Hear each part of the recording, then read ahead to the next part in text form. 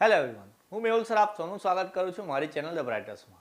તો આજના વિડીયોની અંદર હું તમને એવું શીખવાડીશ કે જીટીયુની અંદર પાછળના વર્ષના પેપર જે હોય છે કેવી રીતે ડાઉનલોડ કરવાના હોય છે. તો આજનો આ વિડીયો છે એ ખાલી ડિપ્લોમા એન્જિનિયરિંગ માટે નથી. જો તમે ડિગ્રીમાં હોય કે તમે જીટીયુની અંદર આવતા કોઈ બી બ્રાન્ચની અંદર તમે અભ્યાસ કરતા હોય તો એની અંદર પાછલા વર્ષના પેપર ખૂબ જ ઇમ્પોર્ટન્ટ હોય છે. તમને બધાને ખબર હશે કે પાછલા તમે 2-3 વર્ષના જો પેપર તૈયાર કરીને જાઓ તો એક્ઝામની અંદર સારા માર્ક્સ સ્કોર કરી શકો છો. તો એ જીટીયુના પેપર ડાઉનલોડ કેવી રીતે કરવાના હોય છે એવું તમને અહીંયા લાઈવ શીખવાડીશ કે વેબસાઇટ પર જઈને કેવી રીતે પ્રોસેસ કરવાની હોય છે અને કેવી રીતે પેપર ડાઉનલોડ કરવાના હોય છે. તો ખૂબ જ જરૂરી વિડીયો છે, મેક્સિમમ શેર કરજો કારણ કે પેપર ડાઉનલોડ કર્યા પછી પેપરમાંથી તૈયારી કરવાથી સારા માર્ક આવે છે. તો આ વિડીયો ઇમ્પોર્ટન્ટ છે. તો સૌથી પહેલાં હું તમને શીખવાડું કે પેપર ડાઉનલોડ કરવા માટે ગૂગલ પર જઈને આપણે સૌથી પહેલા લખવાનું હોય છે,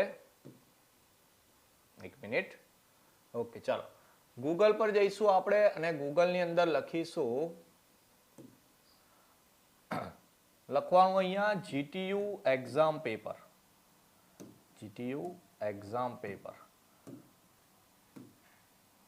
ઓકે ચાલો જીટીયુ એક્ઝામ પેપર લખશો તમે એટલે તમારી વેબસાઇટ પર સૌથી પહેલા આવશે GTU current semester exam paper. તો ત્યાં તમારે ક્લિક કરવાનું છે. એક ક્લિક કર્યા પછી એક વેબસાઇટ ખુલશે આપણી જીટીયુની જે મેઇન વેબસાઇટ છે એ, કે જેમાં પેપર ડાઉનલોડ કરવાનું જે પેજ છે એ ખુલીને આવશે તમારું. અહીંયા વાઈફાઈ સ્લો ચાલે છે આજે પણ કંઈ નહીં, તમને હું શીખવાડી દઈશ કે કેવી રીતે પેપર સોલ્વ કરવાના. ઓકે ચાલો આ જીટીયુની વેબસાઇટ ખુલી ગઈ. અહીંયા સેશન લખેલું છે કે વિન્ટર 2023, એના પછી કોર્સ લખ્યો છે ને અહીંયા સર્ચની અંદર ઓપ્શન આપેલો છે. હવે પેપર ડાઉનલોડ કરવા જાઓ તો તમને એવું ખબર હોય છે કે તમારે જે સબ્જેક્ટનું પેપર ડાઉનલોડ કરવું છે એનો સબ્જેક્ટ કોડ કયો છે. તો સૌથી પહેલાં તમારે સબ્જેક્ટ કોડ જોઈ લેવાનો, એના પછી વેબસાઇટ ખોલવાની છે. હવે તમે એવું માન લો કે 2024ની અંદર એક્ઝામ આપવાના હોય તો 2023, 22 ને 21ના પેપર તમારે ખાસ ડાઉનલોડ કરવાના. તો જેમ કે હું માનો કે તમે ડિપ્લોમાની અંદર અભ્યાસ કરતા હોય તો સેમેસ્ટર 1 ને 2ની અંદર જે મેથ્સ આવે છે એના પેપર ડાઉનલોડ કરવાના કેવી રીતે હું તમને અહીંયા શીખવાડી દઉં. તો સૌથી પહેલાં ડિપ્લોમાની વાત કરીએ તો ડિપ્લોમા માટે ડીઆઈ શબ્દનો ઉપયોગ થાય છે. તો તમારે અહીંયા સિલેક્ટ કરી દેવાનું છે DI. Okay, DI diploma engineering માટે છે.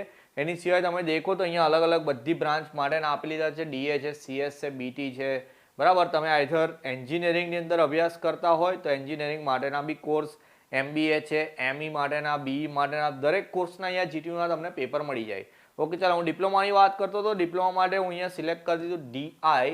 અને માન લો કે હું સેમ 2ની અંદર હોઉં, મારે મેથ્સના પેપર ડાઉનલોડ કરવા હોય તો હું મેથ્સનો અહીંયા સબ્જેક્ટ કોડ નાખી દઉં, જે મને ખબર છે 43200001. ઓકે ચાલો આ સબ્જેક્ટ કોડ છે મને ખબર છે તો હું અહીંયા સર્ચ કરી દઉં. તો સર્ચ કર્યા પછી એક પેજ રિફ્રેશ થશે આપણું અને નીચે એક પીડીએફ આવી જશે. જેમ કે દેખો અહીંયા લખ્યું છે 43200001 અને અહીંયા સી લખેલું છે. તો આજે સી લખેલું આવે તો સેમેસ્ટર 1 ને 2ની અંદર તમને એવું ખબર હશે કે અમુક છોકરાઓ C2Dની અંદર અભ્યાસ કરતા હોય ડિપ્લોમાની અંદર તો એ લોકોનું પેપર આવતું હોય છે. પણ જે લોકો રેગ્યુલરમાં હશે એ લોકો અહીંયાથી પેપર ડાઉનલોડ કરવાનું, તમે ક્લિક કરશો એટલે તમારું પેપર ડાઉનલોડ થઈ જશે. અને એ પેપર ડાઉનલોડ થયા પછી ઓકે ચાલો અહીંયા તો ડાઉનલોડ્સમાં આવશે આપણું પેપર. ઓકે ચાલો ડાઉનલોડિંગ ફાઇલ ડાઉનલોડ થઈ ગયું પેપર. અહીંયા આપણે ઓપન કરીએ તો તમને દેખાશે કે જે આપણે ડાઉનલોડ કર્યું એ પેપર ઓકે તમારા ફોનમાં તો ક્લિયરલી થઈ જશે. અહીંયા પીડીએફ છે, આપણું પેપર ડાઉનલોડ થઈ રહ્યું છે. હજુ વાઈફાઈ થોડું સ્લો ચાલે છે આપણે, તમારે તો 5G ફોન હશે કદાચ તો તમે તરત ડાઉનલોડ કરી લેશો. તો આપણું અહીંયા પેપર ડાઉનલોડ થઈ જશે પીડીએફમાં. તમને ઓપન કરીને બી બતાવી દઉં કે હું જે ડાઉનલોડ કરેલું છે એ સેમેસ્ટર 2નું મેથ્સનું પેપર છે આપણું. જસ્ટ વન WPS ઓફિસમાં જોઈ લઈએ આપણે પેપર. ઓકે ચાલો Gujarat technological university semester 2 new ને એપ્લાઇડ મેથેમેટિક્સનું પેપર થઈ ગયું. તો આ રીતે તમે દરેક સબ્જેક્ટના પેપર અહીંયાથી ડાઉનલોડ કરી શકો છો. કેવી રીતે કરવાના છે તમને ફરી મેં તમને બતાવી દઉં એકવાર. કે ગુજરાત ટેકનોલોજીકલ યુનિવર્સિટી. ઓકે ચાલો અહીંયાથી તમે ચેન્જ બી કરી શકો છો કે 2022નું તમારે પેપર લેવું હોય, 21નું લેવું હોય, 19નું લેવું હોય કે 20નું લેવું હોય.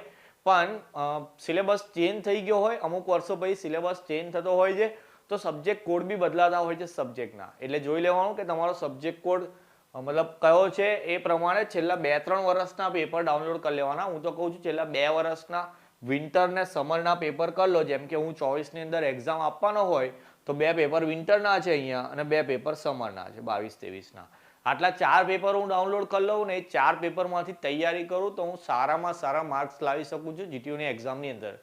છેલ્લા તમે 4 પેપર તૈયાર કરીને જાઓ તો આપણું જે 70 માર્ક્સનું એક્સટર્નલનું પેપર આવે જીટીયુમાં, એવું માન લો કે એમાં 50થી ઉપર માર્ક્સનું એ 4 પેપરમાંથી જ પૂછાતું હોય છે.